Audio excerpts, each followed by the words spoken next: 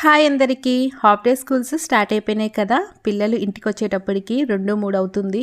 మీరు ఇలా రైస్ పెట్టేశారంటే పిల్లలకైతే బాగా నచ్చేసిద్దండి. మెత్తగా ఉడికించుకున్న రైస్లో అరకప్పు దాకా కాచి చల్లార్చుకున్న పాలు, 2 కప్పుల చిక్కటి పెరుగును వేసుకోండి. దీంట్లోనే టేస్టీ తగినంత సాల్ట్, సన్నగా తరిగి పెట్టుకున్న అల్లం ముక్కలు 1 టేబుల్ స్పూన్ వేసేసుకొని అన్నాన్ని గట్టిగా ప్రెస్ చేసేస్తూ బాగా మిక్స్ చేసుకోండి. దీంట్లోనే దానిమ్మకాయ గింజల్ని, అలాగే కొంచెం మనకి ఫ్రూట్స్ పిల్లలు ఏవి తినగలిగితే అవన్నీ వేసుకోవచ్చండి. దీంట్లోనే మనం సన్నగా తరిపెట్టిన గ్రేప్స్ని కూడా వేసేసుకొని మిక్స్ చేసేసుకోండి.